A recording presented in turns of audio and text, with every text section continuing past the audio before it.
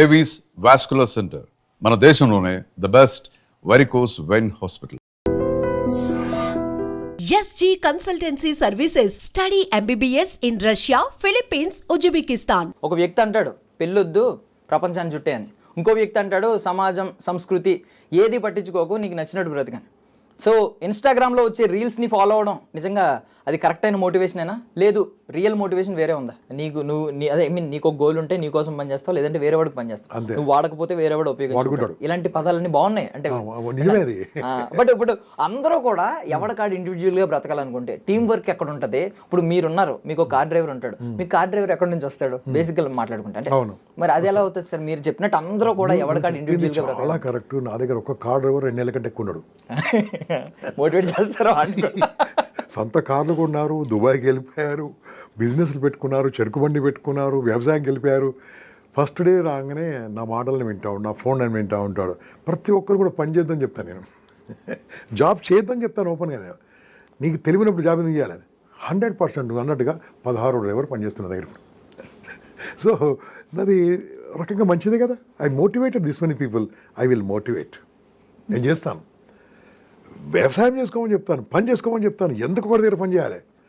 పని చేసే కెపాసిటీ ఎప్పుడు ఉండాలి తెలుసా? పని ఎప్పుడు చేయాలి తెలుసా? ఆ పని నేర్చుకున్నప్పుడు. నేను కూడా 84, 85, 86లో I work with a Marwari company. మనిషి నన్ను ఎలా వాడుకుంటూ నాకు బాగా తెలుసు. ఓకే, అక్కడ పని చేశాను కాబట్టే ఇప్పుడు నాకు పని విలువ తెలిసింది. పని కోసం పని చేయించాలి, పని నేర్చుకొని పని చేయించుకోవాలి. పని నేర్చుకొని నువ్వు పని తీసుకో, పని పెట్టుకో, అప్పుడు పార్ట్నర్షిప్ తీసుకో, 10 మందిని డెవలప్ చేయి, నువ్వు డెవలప్గా. కానీ అసలు పనిలో ఉన్నదంటే ఒప్పుకోను. ఫర్ ఎగ్జాంపుల్ ఈయన పేరు ఏం పేరు, గూగుల్ CEO పేరు సుందర్ పిచాయ్. ఆయన కూడా పనుడే కదా. అదే నేను అనింది కదా. మైక్రోసాఫ్ట్ సత్యానాథన్. చేస్తే అలాంటి జాబులు చేయి, చేస్తే అలాంటి జాబులు చేయి. ఎంతమంది 100 మంది లేరు, అలాంటి వాళ్ళు 100 మంది కంటే ఎక్కువ లేరు. అలాంటి జాబులు చేయి. ఇదేందండి 30,000 రూపాయలు ఏందండి? సారీ, ఇక్కడ మన మిత్రులు వింటున్నారు, ఫీల్ అవుతారు. 30,000 ఏందండి? 30,000 పర్ మంత్ అంటే రోజుకు 1,000 రూపాయలు. అడ్డం మీద కూలికి అంతకంటే ఎక్కువిస్తారు. ఏం బతకండి? నేను బీటెక్ అయింది, BE అయింది, ఇంటర్మీడియట్ అయింది, ఏది చదువుకొని 30,000 పనిచేస్తారు. ఎందుకు ఏం చేయాలండి? ఈ బతుకు తర్వాత రాదు. ఈ కంపెనీ వాడు మనం వాడుకుంటున్నాడంటే కంపల్సరీ మనం వీక్ అవుతున్నాం. అక్కడ నేర్చుకోండి, ఇక్కడ నేర్చుకోండి, ఈ యాంకరింగ్ నేర్చుకోండి, మీరు ఈ పని నేర్చుకోండి, మీరు సొంత ఛానల్ పెట్టుకోండి. మీరు చెప్పారు యా చేయండి, నేను వద్దాను. ఎందుకంటే నేను వద్దాను. బట్ వర్క్ నేర్చుకోవడానికి పని చేయండి. వెళ్ళిపోతారు. నేను మా సంస్థకు చెప్పుకున్నాను, నేను జాబ్ చేస్తాను, ప్లీజ్ దయచేసి పీకేకండి. నేనేం మోటివేట్ అవ్వలేదు, బట్ ఇది మోటివేట్ అయ్యానండి. నేను కార్ డ్రైవింగ్ నేర్చుకుంటాను. నెక్స్ట్ మంత్ మాత్రం మీరు ఏమైనా మానేస్తే మాత్రం నెంబర్ 1 నేను జాయిన్ అవుతాను. 2 నెలల్లో నేను కూడా ఎక్కడో చోటుకి వెళ్తాను. ఇప్పుడు మీరు మీ యజమానికి ఏం చెప్పారు? మీరు ఒప్పుకున్నారు. ఇప్పుడు వెళ్ళిపోతాను ఒప్పుకున్నారు. మీరు ఒప్పుకున్నారు. మీరు గ్యారెంటీ వస్తా. మీరు కార్ డ్రైవర్గా రాక్కర్లేదు, నా వీడియోలు చూస్తారు. మీరు జస్ట్ వీడియోలు వాచ్ చేస్తారు. ఎంతమంది అండి, ఎంతమంది రిజైన్ చేసేసారు అంటే అందరు చేయమంటలేను. మీకు ఆ ఫెసిలిటీ ఉన్నప్పుడు చేయండి. ఒకవేళ గవర్నమెంట్ జాబ్ చేస్తారా, డోంట్ క్విట్. మీ మిగతా టైం ఏం చేస్తుంటారు? బిజినెస్ చేయండి, మీ ఆవిడ పేరు మీద బిజినెస్ చేయండి, ఏదైనా ఆలోచించండి. ఏం చేయకుంటే సమాజ సేవ చేయండి. కానీ ఖాళీగా ఉండొద్దు అంతే. ఏదైనా చేయాలి. అవకాశాలు ఉన్నాయి, బోల్డ్ అని అవకాశాలు ఉన్నాయి. మంచిగా ఉందనుకోండి బయటకు వచ్చేసేయండి. ఇప్పుడు మన ఒక మినిస్టర్ ఉన్నాడు ఆంధ్రప్రదేశ్లో, ఒక మినిస్టర్. ఆయన చిన్న ట్యూషన్ టీచర్ ఒకప్పుడు. ఓకే, ట్యూషన్ టీచర్ నుంచి మినిస్టర్ అయ్యాడు. ఓకే, ఎవరి చరిత్రను చూసుకోండి. జాబ్ చేసిన వాళ్ళు గొప్ప వాళ్ళు అయినట్టుగా ఎక్కడ ప్రూఫ్ లేదు. Employment is a trap boss. Trap employment trap పెట్టి బయటకు వెళ్ళాం. ఆ మంత్లీ శాలరీ చూసినాక బయటకు వెళ్ళాం, కంఫర్ట్ చూసినాక బయటకు వెళ్ళాం. అక్కడ లైఫ్ కంట్రోల్ వెనక చూస్తే ఏముంటుంది? ఏముండదు. అలా అయిపోతుంది boss. That is called employment. I'm not against employment. To gain experience employment, but start something on your own. నేను 100 ఐడియాలు ఇస్తాను ఎలా పని చేయాలో. Yeah super.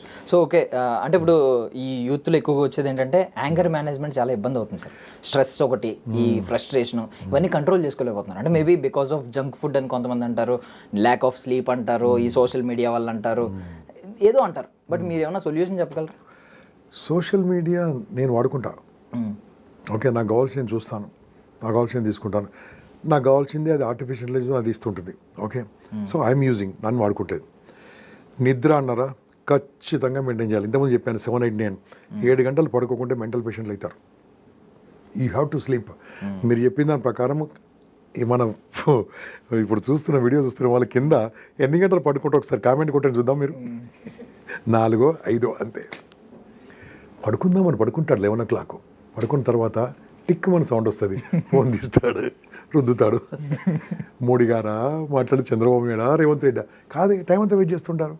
అలా వెయిట్ చేయొద్దు, పడుకోవాలి. పడుకుంటే ఆరోగ్యం బాగుంటుంది, బాడీ రిపేర్ అవుతుంది. స్ట్రెస్ రావడానికి కారణం సరిగ్గా నిద్ర లేకపోవడం, స్ట్రెస్ రావడానికి కారణం సరిగ్గా నవ్వకపోవడం. చిరునవ్వుతో ఉంటే లైఫ్ బ్యూటిఫుల్గా ఉంటుంది, ఆరా ఉంటుంది, చుట్టుముట్టు పాజిటివ్ వైబ్రేషన్ ఉంటుంది. అది ఉంటే చాలా బాగుంటుంది. అందుకని స్ట్రెస్ అనేది 17 రకాల మేజర్ డిసీజెస్కు మూల కారణం. 17 రకాల, ఇంక్లూడింగ్ క్యాన్సర్ ఆల్సో. 17 రకాలు. ఎందుకు స్ట్రెస్? అవసరమే లేదే. ఒక స్ట్రెస్కి ఒక ఎగ్జాంపుల్ చెప్పండి. ఎందుకు స్ట్రెస్ వస్తుంది చెప్పండి మీరు. ఎందుకు స్ట్రెస్ వస్తుంది అంటే పని ఒత్తిడి. ఇంకోటి ఇంకొకటి పని ఒత్తిడితో ఎవరికి రావట్లేదు స్ట్రెస్, వదిలిపెట్టండి కానీ మీరు చెప్పండి. రిలేషన్షిప్ పని ఒత్తిడితోని స్ట్రెస్, పని చెప్పేవాడిని స్ట్రెస్ వస్తుంది. ఓకే చెప్పండి. ఇంకా ఓకే, ఈ రిలేషన్షిప్ అంటే రిలేషన్షిప్ బ్రేకప్. ఎందుకంటే రోజు 50 ఫోన్లు వస్తుంటాయి నాకు. రోజు 50 సార్లు బ్రేకప్ అవుద్ది అన్నట్టు చెప్పారు సార్ మీరు. ఫోన్ చేస్తే నాకు ఇప్పుడు నా నంబరు చాలా ఈజీగా అవైలబుల్ అనుకో. గూగుల్లో గంపనాక్షరం కొడితే గూగుల్ దొరుకుతుంది, ఎవరికి దొరకదు. నేను ఓపెనింగ్ పెట్టిస్తాను. ఏదైనా ప్రాబ్లం ఉంటే ఫోన్ చేయమంటాను. సార్ అంటాడు, అయిపోయింది చెప్పండి. నేను సార్ అమ్మాయి ఏమైందా సార్, 3 సంవత్సరాల ఫ్రెండ్షిప్ సార్ అంటాడు. ఏమైందిరా బాబు అంటే, సార్ అమ్మాయి బ్రేకప్ చెప్పింది. కంగ్రాచులేషన్స్ అంటా నేను. ఏమైందిరా కంగ్రాచులేషన్స్ సార్. ఎందుకు కంగ్రాచులేషన్ అంటే, అయిపోయింది, happy, finish, you can start new life. New life అంటే కొత్త అమ్మాయిని ట్రై చేసుకోమని చెప్తున్నారు. అనుభవించాడు కదా, కొత్త అమ్మాయి మళ్ళీ 3 పోతుంది. ఓకే, న్యూ లైఫ్ స్టార్ట్ చేయి. నీకు అనుభవించావు కదా. ఒకవేళ సార్ నీకు తెలుసు సార్, అమ్మాయిని చాలా ఇష్టపడతాను సార్. ఈ మధ్యలో అబ్బాయిలు రావడం అమ్మాయిలు ఎక్కువ వస్తుందని ఇట్లా. ఏది అమ్మాయిలు బ్రేకప్ ఎక్కువ వస్తున్నాయి, అమ్మాయిలకు అబ్బాయిలు బ్రేకప్ ఎక్కువ వస్తున్నాయి నాకు ఇప్పుడు. ఓకే, ఇప్పుడు ఇంతకుముందు బాగా అవ్వచ్చేది. ఇలా చాలా ఇబ్బందిగా ఉన్నా సార్ అంటే నేను చెప్పాను, ఒకవేళ అమ్మాయిని పెళ్లి చేసుకుంటే ఏమేది సార్ అంటాడు. ఏమేది అప్పుడు బ్రేకప్ చేస్తే ఏమేది? అదేదో మంచి జరిగింది కదా ఇప్పుడే అర్థం చేసుకున్నాను కదా సార్. ఈ పాయింట్ నాకు అర్థం కాలేదు. Enjoy festival. సో ఏమవుతుందంటే, ఇప్పుడే అర్థం కాని వాళ్ళు తర్వాత ఏం అర్థమవుతారు. కాబట్టి బెటర్ అని అట్లా కన్విన్స్ చేసి వాళ్ళను ఆ ప్రాబ్లం నుంచి బయట తీసేసి ఈ కాన్సన్ట్రేషన్, అమ్మాయి మీద కాన్సన్ట్రేషన్ ఎంత పెట్టావో అదే కాన్సన్ట్రేషన్ పని మీద పెట్టు. అమ్మాయి పరిగెత్తుకుంటూ వస్తుంది, ఏరా నన్ను చూడట్లేదు అంటది. ఎందుకు? నువ్వు డబ్బు సంపాదిస్తావు కాబట్టి, నువ్వు గట్టిగా ఉన్నావు కాబట్టి. ఈ ఎంబడిపడి తిరుగుతుంటే ఏమొస్తుంది? ఏం రాదు. ఎంబడిపడి మనబడి తిరగాలంటే డబ్బు సంపాదించాలి. డబ్బు సంపాదించాలంటే పనిని ప్రేమించాలి. పని ప్రేమిస్తే అమ్మాయి ప్రేమిస్తారు, అబ్బాయి ప్రేమిస్తారు, 10 మంది ప్రేమిస్తారు, చుట్టాలు ప్రేమిస్తారు, బంధువులు ప్రేమిస్తారు, ప్రేమ పెరుగుతుంది. ఒక అమ్మాయి మడితే అందరు దూరం అవుతారు, ఒక అబ్బాయి మడితే అందరు దూరం అవుతారు. ఎప్పుడు తిరగాలి తెలుసా? అమ్మాయి మడి ఒక 23 ఏళ్ళ వయసు, 22 ఏళ్ళ వయసు, ఇద్దరు బాగా సంపాదిస్తున్నారు, అర్థం చేసుకుంటున్నారు, అప్పుడు తిరగండి, ఏమైనా చేసుకోండి. ఈ 16 ఏళ్ళల్లో అయింది, 17 ఏళ్ళు అయింది, అవి అర్థం కాని లవ్. అది లవ్ అంటారు, అది నేనేమంటున్నా వ్యామోహం అంటారు. ఓకే, బట్ అంటే కొన్ని కాకపోతే మీరు చాలా బాగా చెప్తున్నారు. బట్ కొన్ని మోటివేషనల్ మెటాఫర్స్ వింటా ఉంటాను సార్. లైక్ ఎలాగంటే ఆగిపోయిన గడియారం అంటారు. ఆగిపోయిన గడియారం కూడా 2 సార్లు సరైన సమయం చూపిస్తుంది అంటారు. ఇప్పుడు అది ఏ టైంలో 3ంటికి ఆగిపోయింది అనుకోండి. ఫర్ సపోజ్ నేను 3ంటికి అలారం పెట్టుకుని లేచి సరైన సమయం చూపించింది అని అనుకోవాలండి. అది ఒక ఎగ్జాంపుల్ అండి, ఫేక్ ఎగ్జాంపుల్ అనుకోండి. ఇప్పుడు వాడెవడో చెప్పాడు, నీకు నచ్చింది, నన్ను ఇన్వాల్వ్ చేస్తాను. ఇప్పుడు చెప్పాడు, నేనేవాడికి నచ్చింది, నాకు నచ్చలే. Why should I care for that? Okay, ఆగిపోయిన గడియారం కాదు, పనికిరాని చెత్త కుప్ప కూడా బాగానే ఉంటుంది. పనికిరాని చెత్త కుప్ప కూడా బాగానే ఉంటుంది. దాని నుంచి బయోగ్యాస్ వస్తుంటుంది. చూస్తూ కూర్చుంటామా చెత్త కుప్పను? అది కాదండి. ఎవరికి నచ్చింది వాడు మాట్లాడుతూ ఉంటాడు, మనకు నచ్చిందని తీసుకోవాలి, అంతే. కరెక్ట్. సో ఒక పూరి జగన్నాథ్ చెప్పిన మాట సార్ ఇది కూడా. జీవితం అనేది ఎప్పుడు స్టార్ట్ అవుద్దంటే సంకన ఆగిపోయిన తర్వాతే అనే మాట అంటాడు. అంటే నేను నార్మల్గా అడుగుతున్నాను, ఈ రోజు మిమ్మల్ని మీరు ఎంతమందిని నవ్విస్తున్నారు, మీకు మంచి మీరు సైకాలజీ చేశారు, ఎంతో మంది మెదడుని చదవగలరు. కాసేపు మాట్లాడితే నాకు తెలిసి నేను నా మైండ్ స్టేట్ ఎలా ఉందో కూడా మీకు తెలుసు. సో మీకు ఎంతో కొంత అవగాహన ఉంటుంది. మీరు ఇంత జీవితాలు చదివేసిన మీరు ఏదైనా మీకు కూడా ఇలాంటి సందర్భం ఎదురైందంటే, మీకు కూడా ఇలాంటి స్టేట్ చెప్పాను కదా, ఏం చేయాలి తెలుసా? అక్కడ ఏముంది మీ దగ్గర ఐటమ్, చిన్న ఐటమ్ చూపించండి కదా. ఫోన్ ఉందండి, తీయండి ఫోన్. ఎంత బరువు ఉంది ఫోను దర్శన్? ఒక ఇలా పట్టుకో, ఇలా 150 grams ఉంటుంది. ఇలా పట్టుకో, ఒక హాఫ్ అన్ అవర్ పట్టుకో. ఏమైంది అంటే హాఫ్ అన్ అవర్ అనగానే నాకు అర్థమైపోయింది. Can you hold like that? No sir. Why? కష్టం సార్, అంతసేపు కష్టం, అంతే కదా. ఆ 150 గ్రాములని హాఫ్ అన్ అవర్ పట్టుకోలేకపోతున్నాను, పనికిరాని ఏదో పూరి జగన్నాథ్ మాటలు పట్టుకొని లైఫ్ అంతా పాడింది చేసుకుంటే బాసు. పూరి జగన్నాథ్ గారు ఆయన కోసం చెప్పుకున్నాడు, నువ్వు ఆయన పట్టుకోవాల్సిన అవసరం లేదు. నచ్చిందా తీసుకో, ఓకే. ఇప్పుడు పూరి జగన్నాథ్ అభిమానులందరూ మనకి కామెంట్ కొడతారు. ఆయన ఫిలాసఫీని ఫాలో అయ్యే వాళ్ళు చాలా మంది. కొట్టని నేనేమంటే తెలుసా, ఆయన ఇష్టం అని చెప్పిండు బాసు, నీ ఇష్టం నువ్వు చెయ్యి, అంతేగాని అని చెప్పిండు కాబట్టి ఇలా చేయని మళ్ళీ అన్ని సినిమాలు అని సక్సెస్ అయినాయా? కాలే కదా, అంత గొప్ప మనిషి కదా. సో నేనేమంటే తెలుసా, they are good director, they are creative directors, they have good dialogues. Okay, let them say whatever useful, take it out, మంచిది తీసుకోవాలి, అంతేగాని ఫాలో చేయొద్దు. ఫాలో ఎవరు చేయాలి? మన కాన్షియన్స్, మన మైండ్, మన హార్ట్ ఫాలోగా ఎవ్రీథింగ్ ఈజ్ సక్సెస్ఫుల్. ఫెయిల్ అయినాం అనుకో 4 దెబ్బలు కొడతారు, సక్సెస్ అయింది అనుకో 4 చప్పట్లు కొడతారు, 2 లాభమే. ఓకే, ఇంగ్లీష్ మాట్లాడావు, తప్పు మాట్లాడావు, ఏం చేస్తారు? తిడతారు. బాగా మాట్లాడావు, ఎస్ అంటారు. అంటే ఈ 2 మనకి లాభం కదా. మంచి చేసినా లాభమే, చెడు చేసినా లాభం. చెడు ఏంది, ఎందుకు చేయకూడదు తెలుస్తుంది. ఇది కూడా అంతే boss, don't follow any one, follow your self. Okay, so decision making విషయానికి వస్తే, అంటే ఇప్పుడు నిర్ణయం తీసుకోవడం అనేది, అదే అది చాలా అనుభవం ఉండాలి తీసుకోవడానికి. చాలా అంటే విత్ ఇన్ 5 మినిట్స్లో అటు ఇటు షఫల్ అవుతున్నారు. అంటే ఇది తీసుకోవాలి, అది తీసుకోవాలి, ఫస్ట్ ఇది అంటాడు, కాసేపటికి మళ్ళీ మైండ్ మారిపోతుంది, ఇది అంటాడు. సో దీని గురించి ఏం చెప్తారు? ఎగ్జాంపుల్, ట్రాఫిక్ సిగ్నల్ ఉంది బాస్.